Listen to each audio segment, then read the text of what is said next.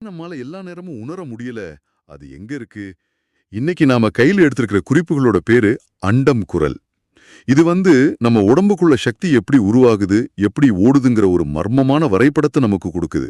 குறிப்பா நம்ம உடம்புக்குள்ள ஓடுற ஒரு விதமான பயோ எலக்ட்ரிசிட்டி, அதாவது உயிரி மின்சாரம் பத்தியும், சித்தர்கள் ரொம்ப மர்மமா சொல்ற வாழைங்கிற சக்தி பத்தியும் தான் இதுல ஆழமா பேசியிருக்காங்க.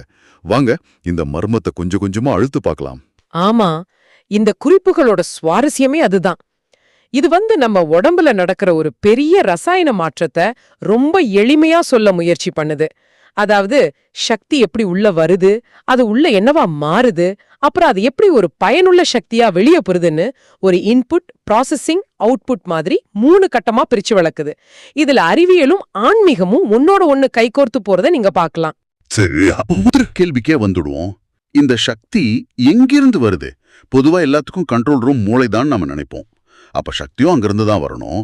ஆனா இந்த குறிப்புகள்ல தலையின் உச்சி வழியா வர்ற பிரபஞ்ச சக்தி நேரா மூளைக்கு போகாதுன்னு ஒரு வரி இருக்கு. எனக்கு இது படிச்சதும் ஒரு நிமிஷம் தலையே சுத்திடுச்சு. அப்ப அது எங்க போகுது? இதுதான் இந்த செயல்முறையோட முதல் திருப்பம்.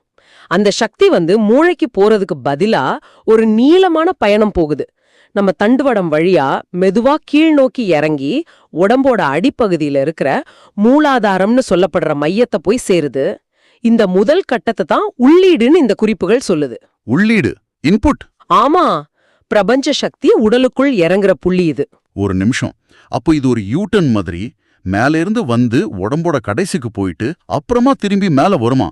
எதுக்காக இவ்ளோ சுத்தி வளைச்சு ஒரு பாதை? சரியான கேள்வி. ஏன்னா அந்த இடத்துல தான் இந்த செயல்முறையோட முக்கியமான கட்டமான பதப்படுத்துதல், அதாவது ப்ராசஸிங் நடக்குது. பாருங்க, மூலாதாரம் என்கிறது வெறும் ஒரு புள்ளி இல்ல, அது ஒரு சேமிப்பு கிடங்கு மாதிரி. நாம சாப்பிட்ட உணவோட சத்து, நாம நிக்கிற நிலத்தோட சக்தி, இப்படி பூமிக்கு சம்பந்தப்பட்ட எல்லா சக்திகளும் அங்கதான் தேங்கி இருக்கு. ஓ, அப்ப மேலேந்து வந்த காஸ்மிக் எனர்ஜியும் ஏற்கனவே கீழே இருக்கிற இந்த எர்த்லி எனர்ஜியும் அங்கதான் சந்திக்குதா?